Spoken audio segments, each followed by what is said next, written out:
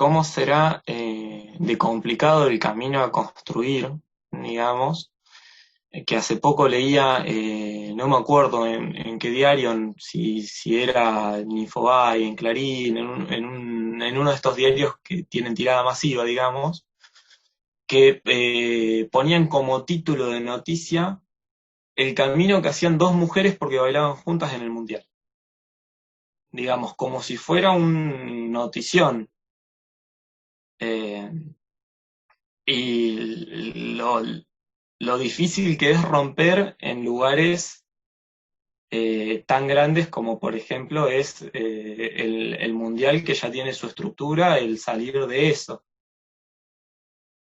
Justo me acordé de esa noticia porque por ahí les va a aparecer ahora, pues fue hace poquito que salió, eh, que también estaba como, también los medios hegemónicos que mantienen esa estructura, Sí, sostienen esa estructura. instituciones culturales, instituciones no como no solamente desde la cuestión de edificios, no digamos, institución como puede ser esto, el Mundial de Tango, que culturalmente cumplen o ejercen de jueces también, ¿no? De este tipo de cuestiones, y ni hablemos de los medios masivos que construyen a partir de hechos reales una realidad dependiendo de los intereses presentes. Eso es algo que me había quedado en el tintero, que de lo que creo que lo habías dicho vos, Brian, ¿no? Esta cuestión de cómo uno desde la mirada de hoy construye una historia a partir de los intereses presentes, justamente. Lo hacemos todo el tiempo, porque nosotros vivimos en este presente y no vivimos en el pasado,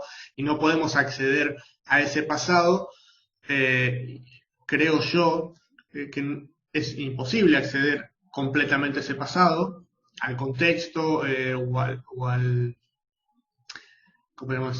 podríamos decir, al germen que llevó a ciertas construcciones culturales, al menos que sea un pasado inmediato donde yo pueda tener acceso, y hasta ahí diría, por una cuestión de la experiencia, pero considerar, y esto creo que se engancha con lo que decía Julieta antes, en el comentario anterior que se nos quedó en el chat anterior, porque Mariana lo volvió a copiar, esta cuestión de cómo se constituye la historia. Yo no soy historiador tampoco, tal vez ella lo pueda decir mejor, pero esto que nos dice ahí es muy claro, ¿no? Cómo la historia invisibiliza los aportes de las mujeres en la danza, y eso afecta a la producción, a la creación, al crecimiento, y es otro tipo de violencia. Digo, y afecta a la creación, y la producción, el conocimiento mío, digamos, de todos, de todas, y de la danza en sí. O sea, se podría haber generado una danza tal vez mucho más rica si no hubiera existido esa violencia, y creo que ese es el camino a desandar también.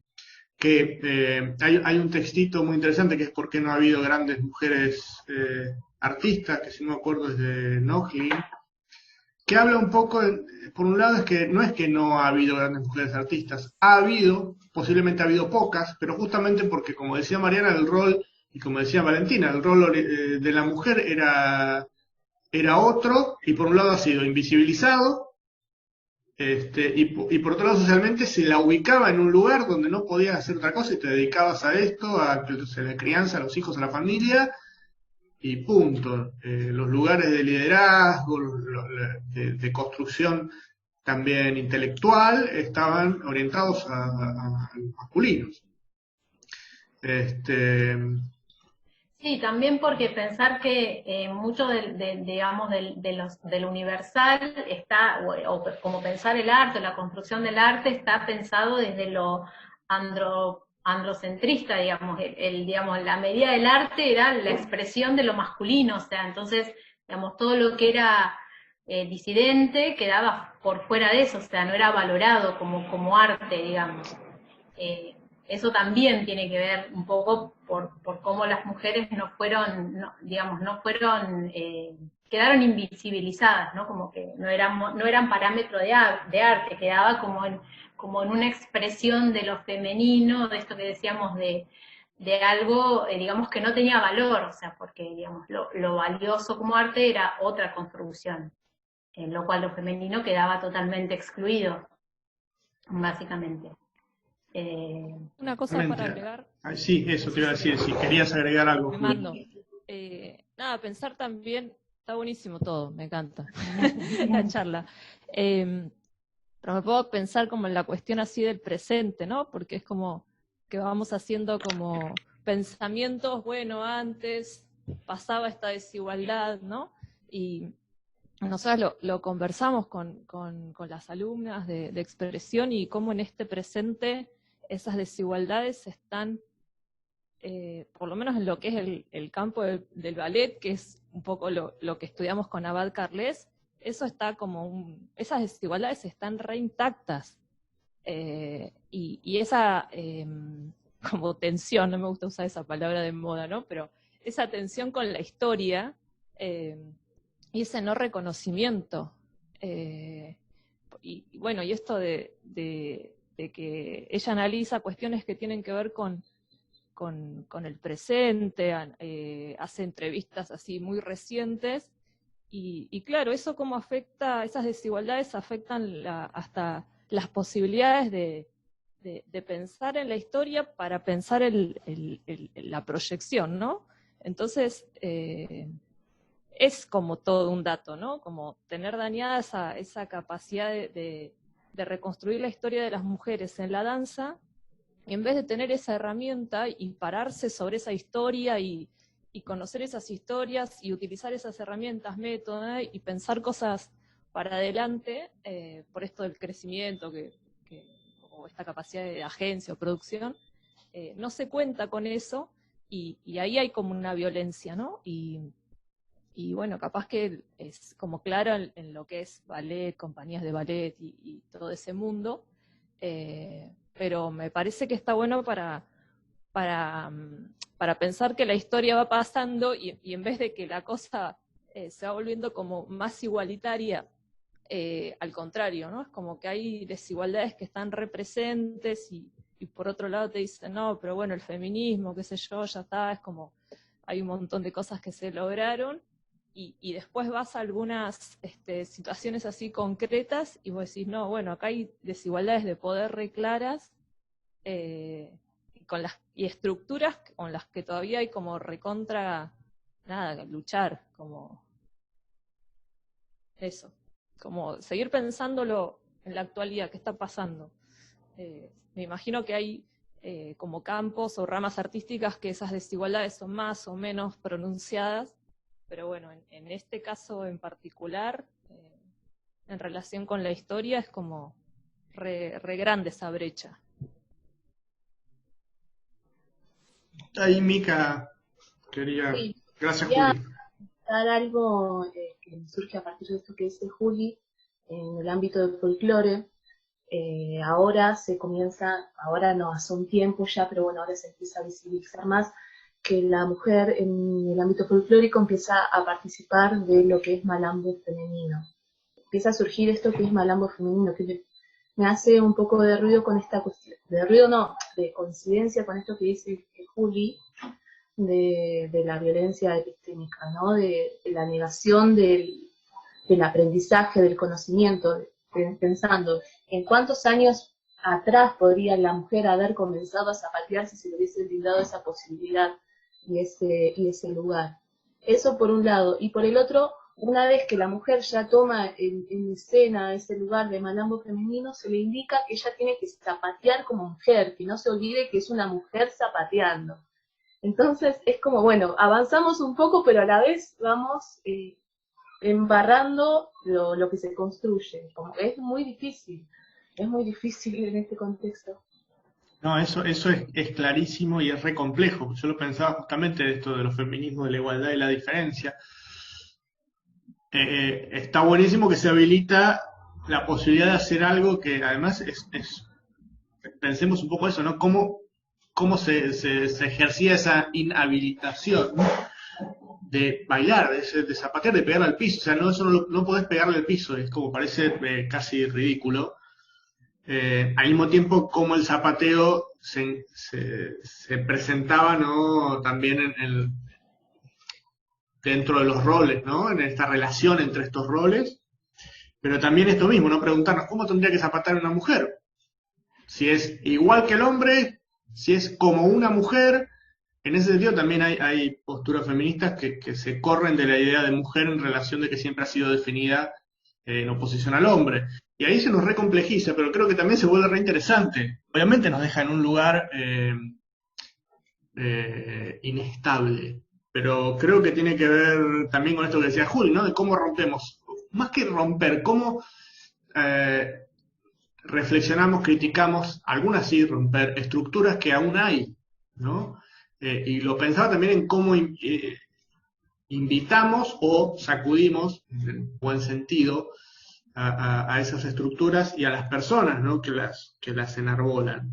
Porque digo, si caemos totalmente en un lugar de solamente estigmatizar a quien todavía tiene esa percepción, creo que podemos seguir reproduciendo un modo. Obviamente requiere tal vez sentarse y reflexionarlo profundamente, digo, para no caer en un lugar de violencia.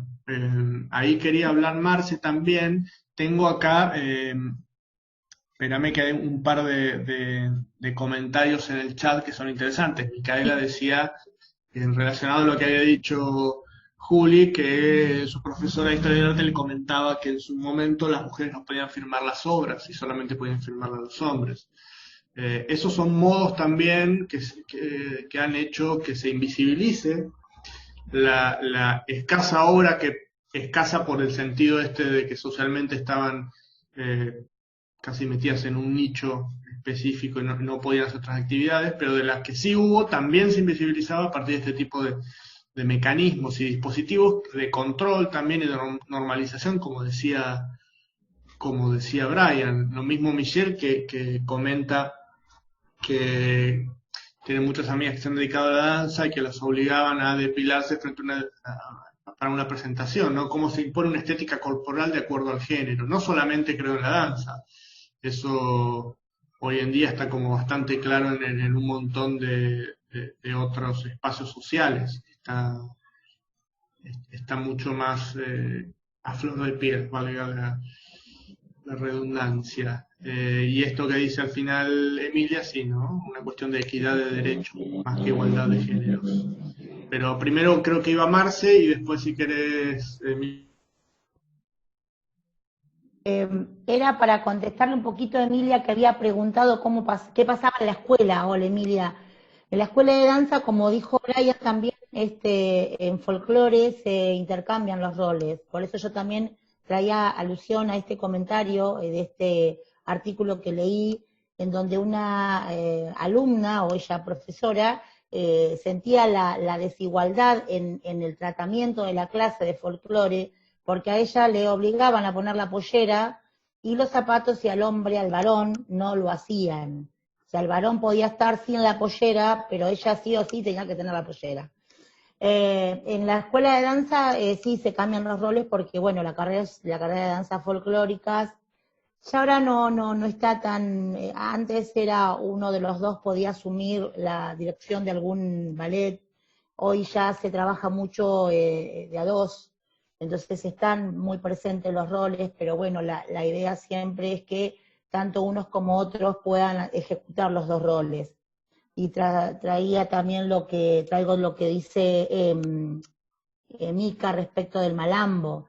En los certámenes, el primero que me tocó asistir, a mí particularmente, viendo no porque antes no se hacía, sino porque fue como en Cosquín, que es el Festival del Folclore. El año pasado un grupo de malambistas de la provincia de Salta, todas mujeres se presentaron, pero pasó algo que a mí bueno, no me gustó, pero bueno,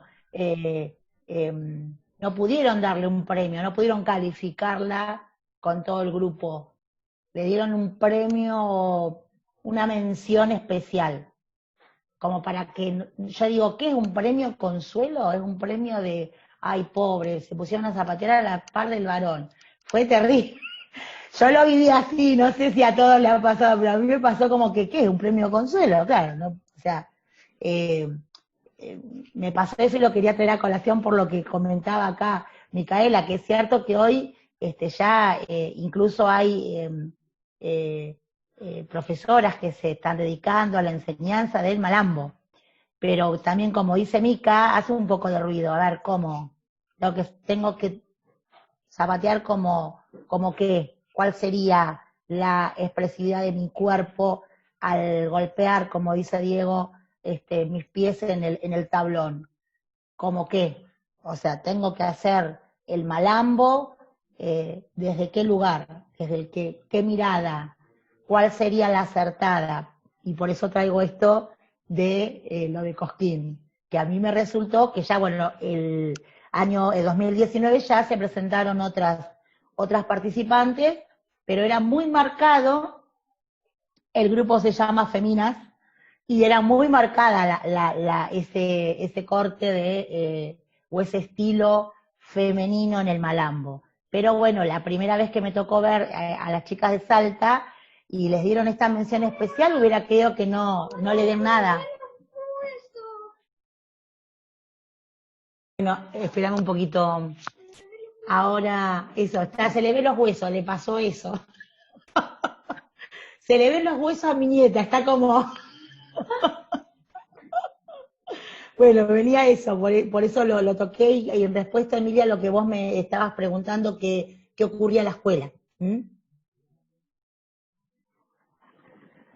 Ahí Brian creo que quería agregar algo más. También, bueno, también sumo para más allá de que no nos ha sucedido nunca en la escuela, por suerte, dando clases, por ejemplo, con mi compañera, con Roberta, que es con quien damos clases fuera de la escuela, muchas veces nos ha pasado con encontrarnos, por ejemplo, con gente que va a tomar las clases que me presta más atención a mí por ser hombre que a ella por ser mujer.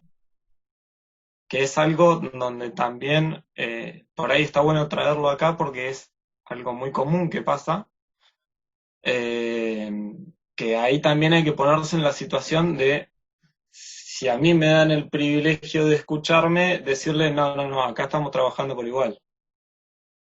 Que muchas veces no pasa. Hay gente que se hace aprovechamiento de eso. Y invisibiliza a su compañera, que es su par, bueno, en mi caso mi compañera o el compañero, quien sea, que es su par, que tiene el mismo nivel, a veces hasta más nivel que uno, y solamente por el sexo de uno le dan un valor atribuido que no tiene nada que ver. Que bueno, es algo que uno muy comúnmente se encuentra. Paso palabra. Bien, María Emilia.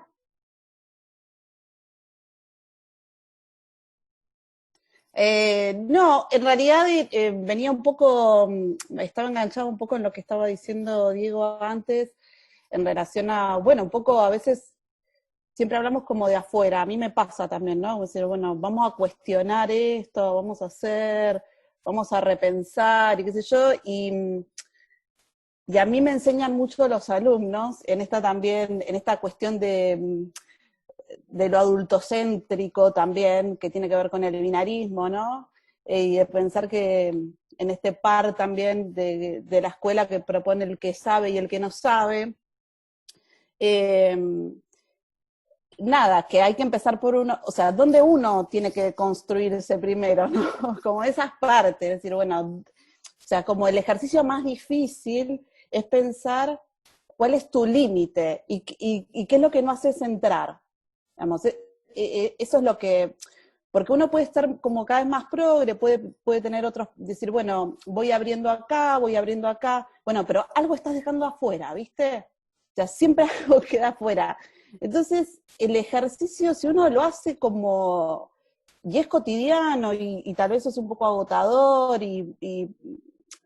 sobre todo porque deja en estos lugares todo el tiempo de que uno no sabe, ¿no? De incertidumbre todo el tiempo.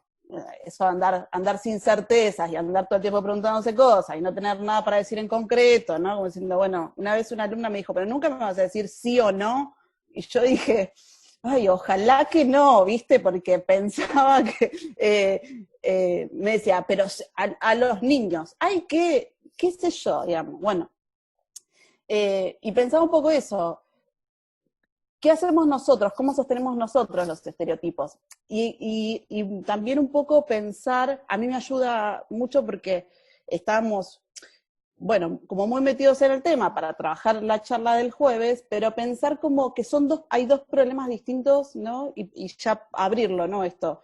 Una cosa es la diversidad de cuerpos, esto que nombraba Mica al principio, ¿sí? Esto, los mandatos culturales en relación estéticos a los cuerpos, sobre todo en los cuerpos de las mujeres, que son las que nos dejan por fuera de un montón de espacios, además.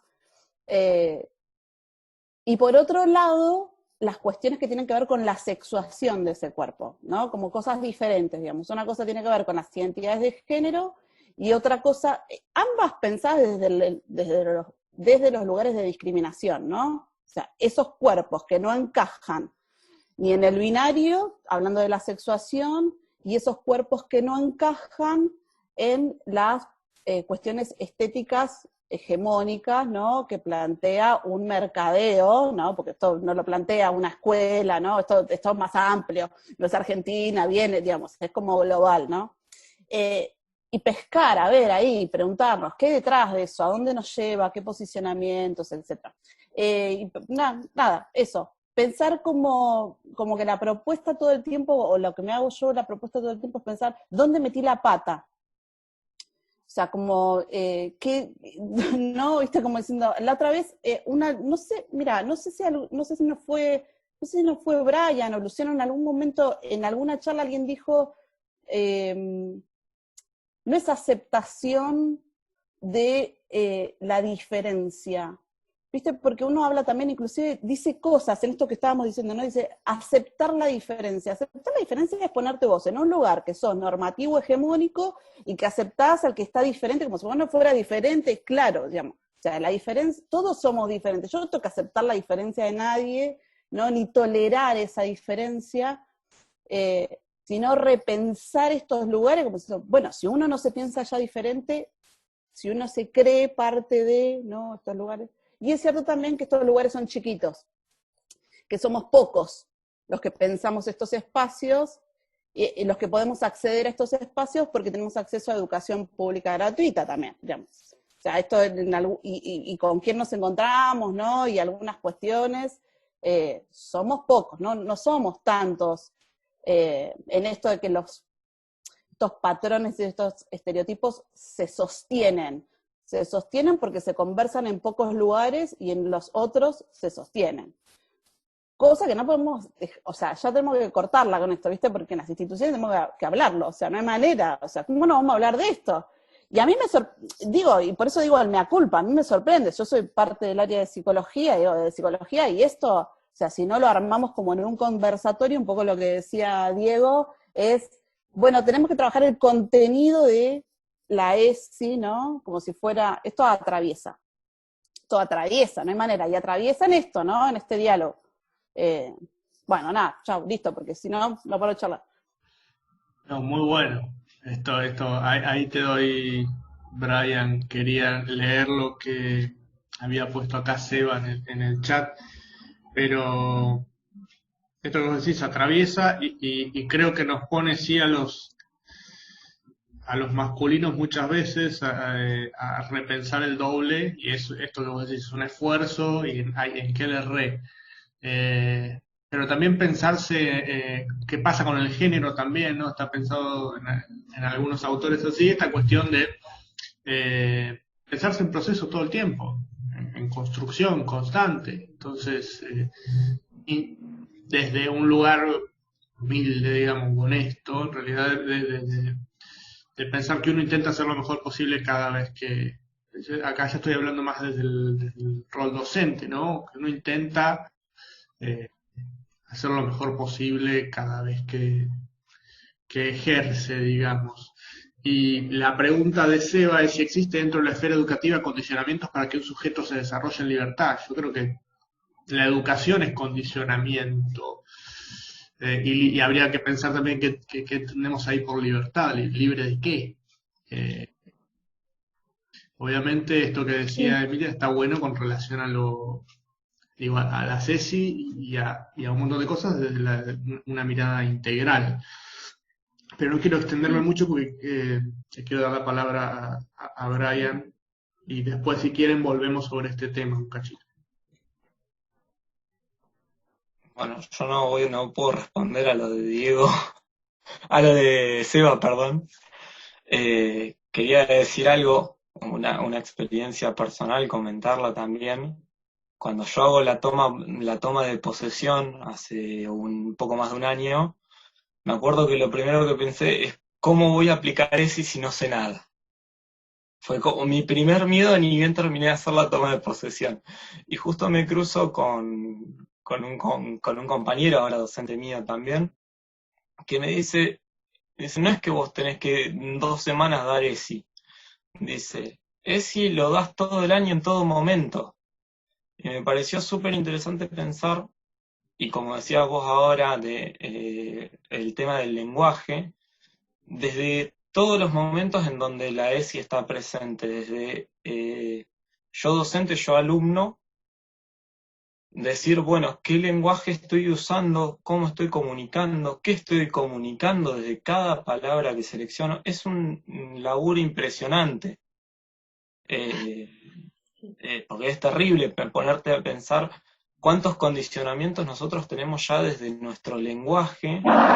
Es algo que aprendimos muchas veces sin darnos cuenta, porque traemos como montones de condicionamientos que están invisibilizados y que muchas veces reproducen violencias, que reproducen estas estructuras que están naturalizadas y nadie se da cuenta.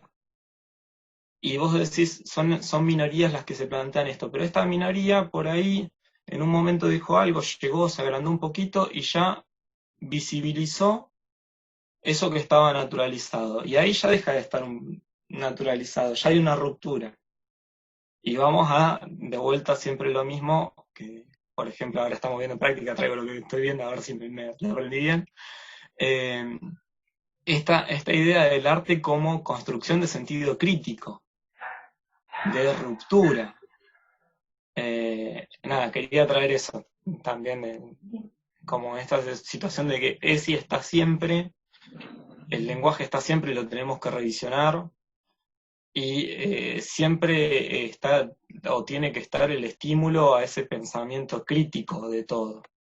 Que crítico no es crítico de bardeo, sino crítico de cómo se construye. Sí, esto que decís vos, o sea, si pensamos la escuela como reproductor de esas desigualdades o de esas, sí, falta de equidad, o pensamos la escuela como un espacio de transformación, de reflexión crítica, de abrir los espacios a repensar y a reflexionar, digamos, a visibilizar estos estereotipos, entender el contexto, pero también a cuestionarlos o a buscar otras formas, o sea, no negar lo que está, pero sí saber que a partir de eso, bueno, se reflexiona, se piensa y se pueden empezar a generar otras construcciones posibles, digamos, que tengan en cuenta lo diverso. Digamos, está buenísimo esto que decía María Emilia, dice, aceptar las diferencias, y a ver, es como aceptar el todo, o sea, no habría que ni hacer mención a eso, sino decir, bueno, empezar a reconocer al otro, bueno, y ver cómo es mi interacción con ese otro, qué es lo que trae el otro, qué traigo yo.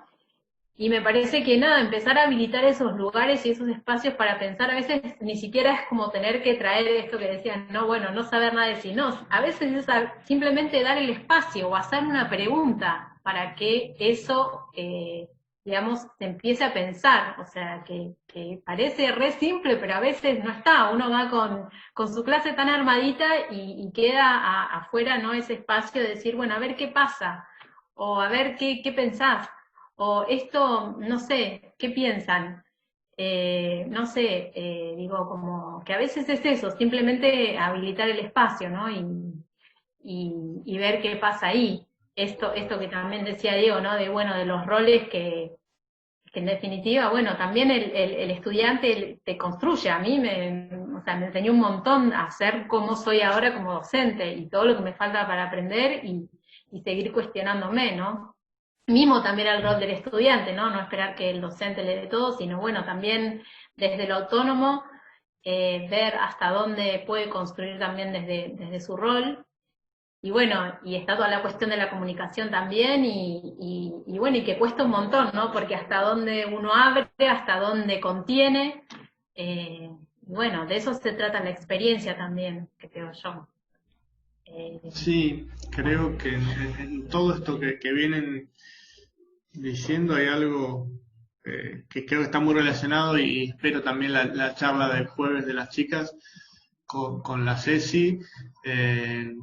No, y también pensando esto que decía Brian, tal vez y creo que lo habilita esta perspectiva de la ley, de decir, me estoy preguntando esto pero no sé la respuesta, ¿no? O me está pasando esto, estoy teniendo esta duda, que parece una cosa tan más, creo yo, que estaría bueno en todos los ámbitos, pero digo, ubicándonos en nuestra escuela, en nuestra práctica con el cuerpo, ¿cuántos espacios hay de análisis sobre lo que acabo de ver, pero no de lo que me pasa haciéndolo, de lo que me pasa viéndolo, como un montón de cuestiones que se hacen análisis sobre el cuerpo, pero no pareciera que sean desde el cuerpo, digamos, ¿no? Como el cuerpo como una cosa externa. Y creo que tiene que ver con esto o que se puede enganchar con esto que decía Mariana, que decía María Emilia también, de la diferencia, ¿no? Aceptar la diferencia parece casi ridículo ahora, pero creo que tiene que ver también con una crítica a esta perspectiva a esta perspectiva de pensar al otro, ¿no? Porque cuando yo hablo de los otros, también me estoy poniendo en ese mismo lugar del yo normativo. Entonces, cómo todo se puede complejizar, y es muy interesante. También recordaba como última cosa que voy a decir, porque ya nos quedan 7 minutos, que es algo que viene también de otro lado, pero que viene de los planteos de las epistemologías del sur, ¿no? De Boaventura de Sousa Santos, que habla en un momento sobre los términos, ¿no? Y las palabras, cómo se utilizan, o se ha empezado más bien a adjetivar sustantivos para poder cambiar un poco cómo se entendían algunos términos, pero que por ahí hay que inventar términos nuevos para algunas cosas, para no seguir utilizando como términos hegemónicos, podríamos decir, sustantivos hegemónicos. Y eso creo que también se enlaza con lo que hablaba Brian, ¿no? Del tema del lenguaje, que veníamos hablando, de cómo la lengua está viva, por suerte, y creo que en general el arte sin mayúscula, las prácticas artísticas. Estaba pensando en la poesía, si la poesía no es una demostración de que el lenguaje está vivo, y creo que con la danza, por eso a mí me resulta paradigmático a veces que en la danza que trabajamos con el cuerpo, pareciera que nos reflexionamos sobre el cuerpo, ¿no? O desde el cuerpo. Entonces, eso, como que me parece que sería interesante que desde la educación en danza se genere el mismo corrimiento que puede haber, no solamente con la cotidianidad, sino con el propio lenguaje, que sucede, por ejemplo, con la poesía, ¿no? Esta posibilidad de inventar palabras, de combinaciones de palabras nuevas, pero pensándolo desde la danza. ¿Qué sucede? Sucede. Por eso también reconocerlo y revalorizarlo. Pero me parece que bueno, que hay todavía muchos pasitos. Así que si quieren abrir sus micrófonos, ya estamos en horario. De mi parte, agradecerles a quienes estuvieron escuchando todas nuestras derivas mentales. Y nada, bueno, me callo para no seguir siendo yo el que habla. Hola, bueno, ¿cómo están? ¿Puedo hablar un cachito antes de que termine? Sí. ¿Cómo están? Buenas, hola, Eva. Emilia, hace mucho que no te veo. Hola, Hola, Seba. Marce. Hola, los Hola, chicos. ¿cómo estás? ¿Todo bien? No, Bien. ahí con la pregunta que yo quería hacer es más o menos para bajarlo a la esfera educativa institucional, pensar en cuáles son los condicionamientos que impone el otro, y el otro a veces puede ser un sujeto compañero o puede ser la propia institución, sobre el deseo de uno de autopercibirse como sobre su deseo, ¿no? A eso habla de realidad. Pero bueno, pensarlo porque, qué sé yo, pienso que por ahí la danza clásica, te hablo de la ignorancia acá, debe tener sus propios condicionamientos para que no sé, en relación al cuerpo, o no. No los tendría que tener, pero yo escuché una compañera que es profesora en el conservatorio, que cuando ella era chiquita, la sacaron de una escuela de danza porque tenía mucha panza. Digo, se le notaba la panza, tenía 8 años en ese momento. Pero cómo eso en algún punto sigue estando Sí. en la escuela, digo, empezar a cambiar también, porque a veces lo que hay que cambiar es nada, el paradigma. No, yo lo que digo siempre es que no se necesita que una ley salga para hablar sobre ese tema, no necesitaríamos que la ley de sexualidad integral salga para que nosotros percibamos y reconozcamos al otro como dice esa ley. Tendría que ser algo universal y trascender, y trascender, y trascender, pero bueno, a veces es necesario poner en palabras aquello que a veces está en el cotidiano. ¿Sí, Emi? Se me da lenta para poner el audio, me apuro. No, que sí, que evidentemente sí es necesario una ley. Sí. Y lo peor de Tal todo cual. es que la ley la tenemos vigente hace un montón. Y mirá lo que hacemos con la Sí, ley. bueno, claro. La desoímos, o sea.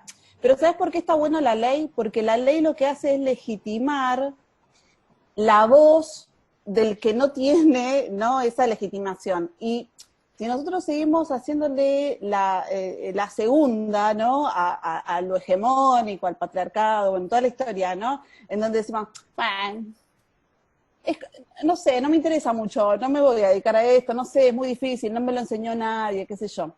Es como complejo. Y tenés razón, me parece que marcaste algo que es súper interesante, que es, esto no abarca solamente el cuerpo en relación a su sexuación, en relación a su forma hegemónica. Esto es el maltrato del cuerpo desde lo simbólico, Claro, desde sí. todos los espacios, etcétera, etcétera, que se gestionan en todos los ámbitos educativos. Seguro. ¿Y qué tan libre es ese cuerpo? Bueno, es cierto, si nos ponemos filosóficos, libertades no tenemos, digamos, no somos sujetos libres, ¿no? Pero sí como condiciona esto, como decís, hay algunas cuestiones que hacen que uno quede condicionado por la expectativa que puso el otro en relación a un mandato, etcétera. Yo recuerdo, el primer año que fui a dar clase de danza, una alumna me dijo, yo tenía un docente ruso que me decía, no culo, no teta, no panza. No culo, no teta, no panza, ¿no? Y como Claro. un mantra, ¿no? Es decir, bueno, respiro. Entonces sí, hay que pensar esas cuestiones. Sí, que tal vez se necesiten determinadas cuestiones estéticas para bailar. Digamos, esos son otras cuestiones que yo no manejo, ¿sí? Creo que el punto es la naturalización de algunas cuestiones. Repensar esto, que son constructos sociales que tienen que ver con un entramado de un montón de cuestiones que así como se construyeron se pueden deconstruir. Y que seguramente lo que pueda aparecer puede ser tan beneficioso como lo que, no digo, qué sé yo, habrá que pensar. Pero, bueno, nada, sí, perdón, me enganché porque sí necesitamos la ley. Pero no, está bien, Emi, yo no digo que la ley está mal, ¿entendés? No, Hay que no. tener, o sea, que mirar un poco más allá y que eso tendría que haber igual pasado en el pensamiento. Tenemos cuenta regresiva que se nos termina en Oh. 10 segundos. Nos quedan también preguntas en el chat. Gracias, está para seguir. Sí. Bueno, sí. Hagamos otra en algún momento. Gracias Bueno, gracias. por su tiempo.